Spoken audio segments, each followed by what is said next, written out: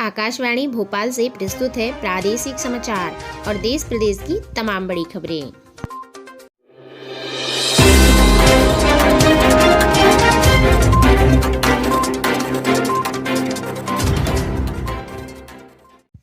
नमस्कार, समाचारों के साथ में रजनी आप सभी का बहुत बहुत स्वागत करती हूँ।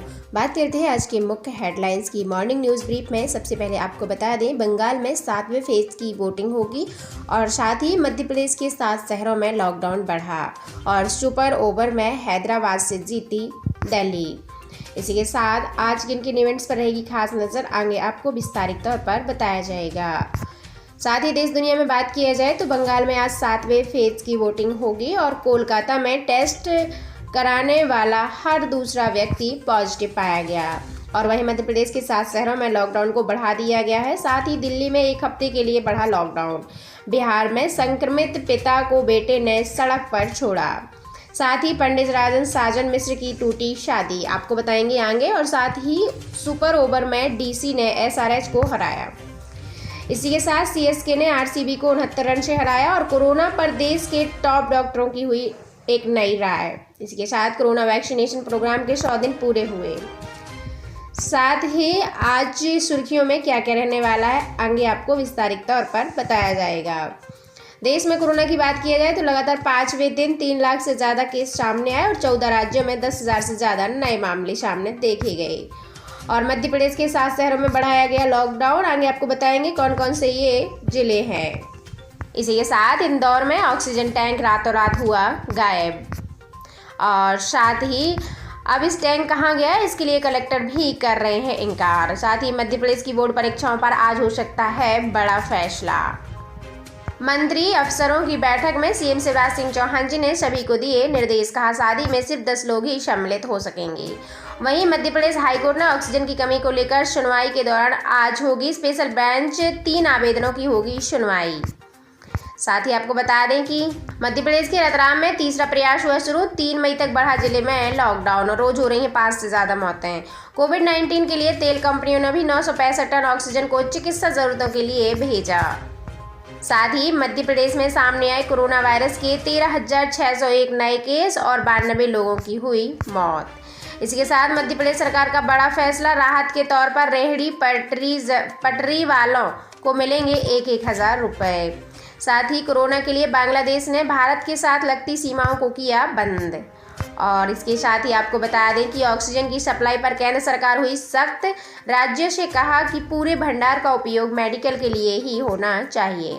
साथ ही पीएम मोदी पर बरसी ममता बनर्जी, कहा कि लोगों को रुचि कोविड की बात में है, ना कि मन की बात में। साथ ही मुंबई में कम हुई कोरोना की रफ्तार, लगातार दूसरे दिन 6,000 से कम नए मामले सामने देखने को आए। राजस्थान में भी कोरोना वायरस के लगभग 15,809 नए केस सामने आए और 74 लोगों की मौत हुई। अब समाचार विस्तार से। सबसे पहले मॉर्निंग न्यूज़ ब्रीफ में आज किन किन इवेंट्स पर रहेगी खास नज़र, तो पश्चिम बंगाल में विधानसभा चुनाव के 7वें फेज में 36 सीटों पर वोटिंग होगी और वहीं भारत और बांग्लादेश के बीच बॉर्डर बंद होगा। कोरोना के चलते पड़ोसी देशों ने यह फैसला किया है। छत्तीसगढ़ बिहार में सुरक्षा बलों के ऑपरेशन प्रहार के खिलाफ नक्सलियों ने आज भारत बंद करने को बुलाया। देश दुनिया में बात किया जाए तो बंगाल में आज 7वें फेज की वोटिंग होगी। पश्चिम बंगाल में आज विधानसभा चुनावों के 7वें फेज की वोटिंग है।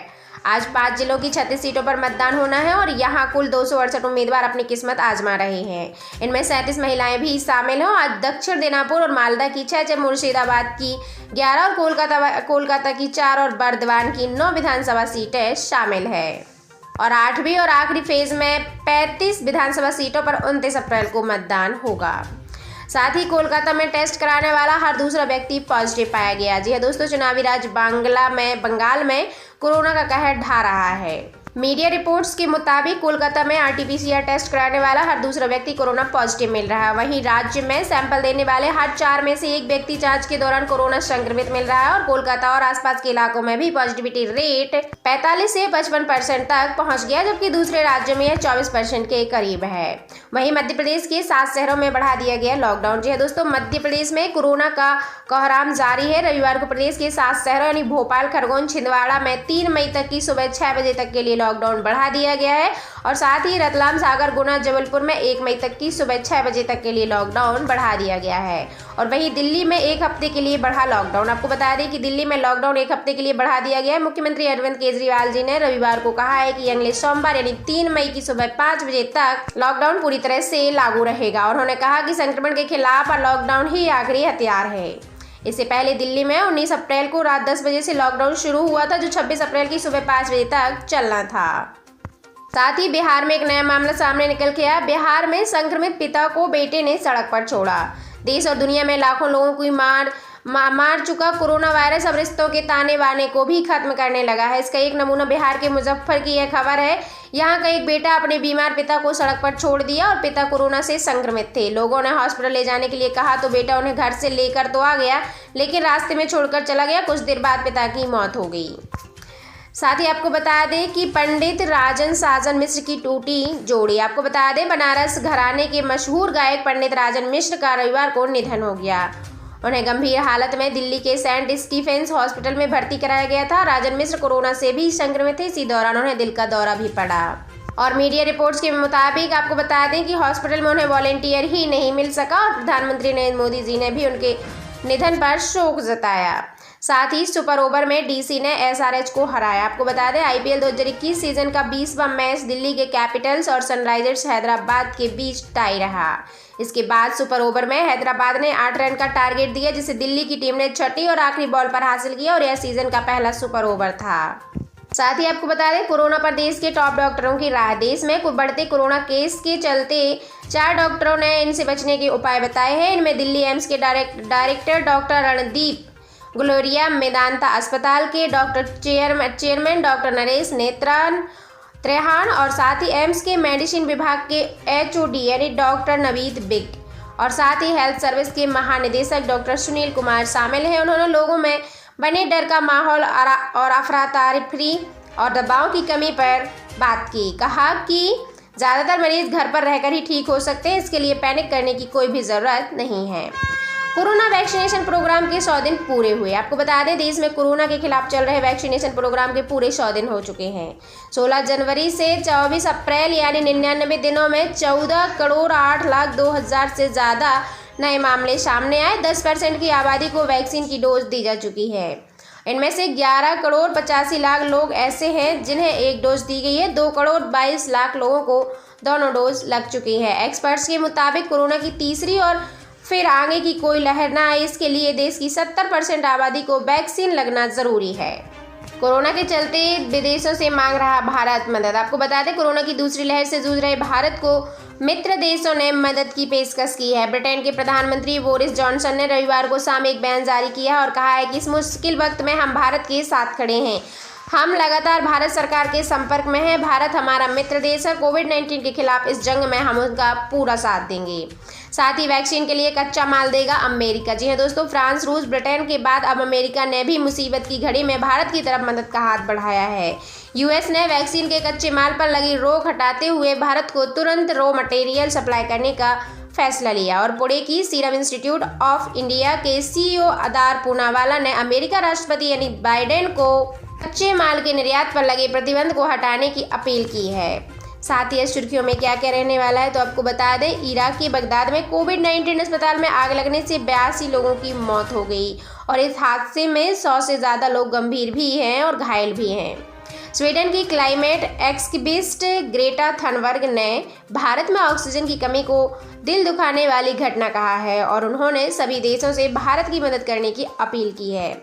साथ ही जिल बाइडेन अमेरिका की प्रथम महिला होने के बाद भी लो प्रोफाइल मेंटेन कर रही हैं। वे कहती हैं कि मैं शिक्षक हूं और शिक्षक ही बने रहना चाहती हूं। साथ ही देश में कोरोना की बात किया जाए तो लगातार 5वें दिन 3 लाख से ज़्यादा नए केस सामने आए और 14 राज्यों में 10,000 से ज़्यादा नए मामले देखने को मिले हैं। कोरोना के आंकड़े की बात किया जाए तो बीते 24 घंटे में कुल नए केस सामने आए 3.54 लाख और बीते 24 घंटे में कुल मौतों का आंकड़ा 2806 रहा। बीते 24 घंटे में कुल ठीक हुए 2.18 लाख और अब तक कुल संक्रमित हो चुके 1.73 करोड़। अब तक ठीक हो चुके हैं 1.42 करोड़। अब तक कुल मौतें 1.95 लाख हो चुकी हैं। अभी इलाज करा रहे मरीजों की कुल संख्या 28.7 लाख है। वहीं मध्य प्रदेश के 7 शहरों में बढ़ाया गया 3 मई तक के लिए लॉकडाउन, जिनमें भोपाल, छिंदवाड़ा, जबलपुर, सागर, गुना, खरगोन, रतलाम सभी शामिल है। 3 मई की सुबह 6 बजे तक के लिए लॉकडाउन बढ़ा दिया गया है। साथ ही इंदौर में ऑक्सीजन टैंक रातों रात हुआ गायब। आपको बता दें 19 अप्रैल को कांग्रेस विधायक ने सेवा कुंज अस्पताल में कोविड मरीजों को भर्ती कराने की बात कही और आज पहुंचे तो टैंक ही नहीं मिला। आपको बता दें एक तरफ प्रदेश कोरोना संक्रमण से जूझ रहा है, वहीं राजनीति करने वाले भी बाज नहीं आ रहे हैं। इसका उदाहरण एक इंदौर में मिला है। यहाँ 300 बेड्स के तैयार सेवा कुंज अस्पताल में रातों रात ऑक्सीजन के टैंक गायब हो गए। मामला मंत्री तुलसी सिलावट के विधानसभा क्षेत्र सांबेर का है। यहाँ सारी सुविधाएं थीं, लेकिन यहाँ पर ऑक्सीजन का टैंक रातों रात ही गायब हो गया, जबकि 19 अप्रैल को टैंक मौजूद था। अब इस बारे में अस्पताल प्रबंधन को भी कुछ नहीं बोला जा रहा है, क्योंकि उनको भी इनकी जानकारी नहीं है। अब बात चल रही है कि रातों रात आखिर टैंक कहाँ गया है। शुक्ला और कांग्रेस सांसद प्रेमचंद गुड्डू की बेटी रीना बरौसी रविवार को यहाँ पहुंचे। यहाँ देखा कि ऑक्सीजन का टैंकर ही गायब है। साथ ही आपको बता दें कि कलेक्टर भी कर रहे हैं इनकार। मामले में कलेक्टर मनीष सिंह का कहना था कि सेवा कुंज अस्पताल में ऐसा कोई टैंक नहीं लगा था और यदि ऐसा होता तो इंदौर के लिए अच्छा था। वहां केबल पाइपलाइन डालने का ही काम किया जा रहा था। सेवा कुंज हॉस्पिटल में दूसरी और तीसरी मंजिल पर पाइपलाइन डाली जा रही है। यदि वहां अभी से मरीजों को पहली मंजिल पर भर्ती कराया जाएगा तो दूसरी और तीसरी मंजिल के कार्य में भी बाधा होगी। साथ ही आपको बता दें कि मध्य प्रदेश में बोर्ड परीक्षाओं पर आज फैसला हो सकता है। 12वीं की परीक्षाएं जून में ऑफलाइन कराने के संकेत मिल सकते हैं और 10वीं का रिजल्ट सीबीएसई की तर्ज पर ही आंतरिक मूल्यांकन के आधार पर बनाने की तैयारी चल रही है। आपको बता दें कि स्कूल शिक्षा विभाग के सूत्रों ने बताया है कि सरकार ने 12वीं की परीक्षाएं जून माह में कराने की तैयारी कर ली है। वहीं स्कूल शिक्षा मंत्री परमार जी ने पहले ही स्पष्ट कर दिया था कि जनरल प्रमोशन किसी भी हाल में नहीं देंगे। स्कूल शिक्षा विभाग ने कोरोना के बढ़ते मामलों के मद्देनजर रखते हुए 30 अप्रैल की बजाय जून के पहले सप्ताह में आयोजित होने वाली परीक्षाओं की तैयारी कर ली है। साथ ही मध्य प्रदेश के मुख्यमंत्री ने अब मंत्रियों और अफसरों के साथ बैठक के दिए निर्देश। आपको बता दें शादी में सिर्फ 10 लोग ही शामिल होने की अनुमति दी। कोई नहीं मानता तो सख्त एक्शन लिया जाएगा। मुख्यमंत्री शिवराज सिंह चौहान जी ने सभी अफसरों को निर्देश दिए हैं कि शादी में 10 से ज़्यादा लोग शामिल होने की अनुमति नहीं दें। यदि कोई इस निर्देश को नहीं मानता है तो उसके खिलाफ सख्त कार्यवाही की जाए। आपको बता दें कि भोपाल और इंदौर में जिला प्रशासन ने 30 अप्रैल तक शादियों पर पूरी तरह से रोक लगा रखी है। मुख्यमंत्री जी ने रविवार देर शाम अफसरों और मंत्रियों के साथ वर्चुअल बैठक भी की और इस दौरान मुख्यमंत्री ने कहा कि ऑक्सीजन की मांग बढ़ती ही जा रही है, ऐसे में ऑक्सीजन के अपव्यय को रोकना भी जरूरी है। उन्होंने कहा कि मेरा अधिकांश समय ऑक्सीजन की व्यवस्था करने में ही लगता है, ऑक्सीजन ऑडिट होना चाहिए। साथ ही मुख्यमंत्री शिवराज सिंह चौहान जी ने कहा कि पंचायत भवनों को बनाए क्वारंटाइन सेंटर। मुख्यमंत्री जी ने कहा कि पंचायत भवन हो चाहे स्कूल हो, अभी यह सब कुछ बंद है, यहाँ क्वारंटाइन सेंटर बनाया जाए। यदि गांव में कोई पॉजिटिव मरीज मिलता है तो उसे तत्काल यहाँ पर शिफ्ट किया जाए ताकि उसके परिवार में अन्य सदस्य संक्रमित होने से बचाए जा सकें। सरकार का फोकस है कि पॉजिटिविटी रेट कम करना, माइक्रो कंटेनमेंट जोन ज़्यादा करना और साथ ही कोविड केयर सेंटर को खोलना और वैक्सीनेशन का कार्य जारी रखना। और वहीं मध्य प्रदेश हाईकोर्ट ने आज ऑक्सीजन की कमी को लेकर सुनवाई करने वाला है और स्पेशल बेंच 3 आवेदनों की सुनवाई करेगी। मध्य प्रदेश हाईकोर्ट ने 26 अप्रैल की सुबह 9 बजे से लेकर 10:15 तक प्रदेश में ऑक्सीजन की कमी को लेकर सुनवाई आज की जाएगी। वहीं चीफ जस्टिस मोहम्मद रफीक खान और जस्टिस अतुल श्रीधर की स्पेशल बेंच 3 आवेदनों की सुनवाई आज करेगी। और कोरोना के बढ़ते मामले को देखकर भारत ने बांग्लादेश से लगी सीमाओं को किया टोटली बंद।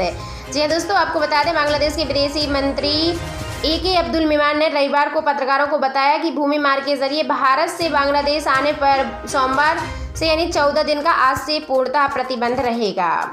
साथ ही ऑक्सीजन की सप्लाई पर केंद्र सरकार हुई सख्त, राज्यों से कहा पूरे भंडार का उपयोग मेडिकल के लिए ही होना चाहिए। इसी के साथ पीएम नरेंद्र मोदी जी पर बरसी ममता बनर्जी, बोली कि लोगों को रुचि कोविड की बात में है, ना कि मन की बात में। आपको बता दें पश्चिम बंगाल की ममता बनर्जी ने रविवार को कहा है कि लोगों की रुचि अब प्रधानमंत्री नरेंद्र मोदी जी की मन की बात कार्यक्रम में नहीं है, बल्कि इसकी जगह वे कोविड-19 की बात सुनना चाहते हैं, क्योंकि महामारी में ऑक्सीजन और टीके की कमी की वजह से जीवन मुश्किल हो गया है।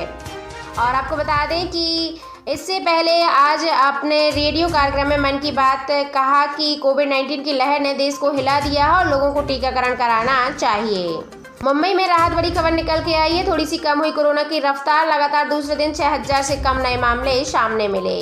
साथ ही दोस्तों मध्य प्रदेश एवं देश प्रदेश से जुड़ी हुई तमाम जानकारियों को अपने दोस्तों से पहले पाने के लिए आप हमारे चैनल पर विजिट करें, चैनल को सब्सक्राइब करें। Thank you so much.